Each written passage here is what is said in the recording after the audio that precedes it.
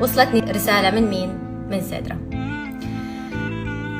هي الرسالة، معقولة هي الرسالة تكون مبعوثة إلي لأن كلها كلمات بذيئة، يعني الرسالة أبدا مو محترمة. هي رسالة باللغة السويدية طبعا.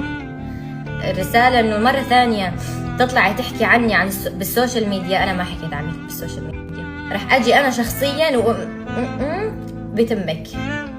فهمتي ولا لا؟ أنتي وحدة حية وما بدي أشوف وجهك مرة ثانية. حتى بإيفنت نور ستارز رحت شفت كل العيلة هونيك، سلمت على الأم لأني أنا بحترمها وبقدرها، وسلمت عليها وأنا كنت حابة يعني نرجع نتصالح، لأنه إحنا بالنهاية أهل، وعلى موضوع تافه قلت خلص. يعني اللي على السوشيال ميديا كله فيك، الصورة اللي انتوا بتشوفوها كلها فيك. هي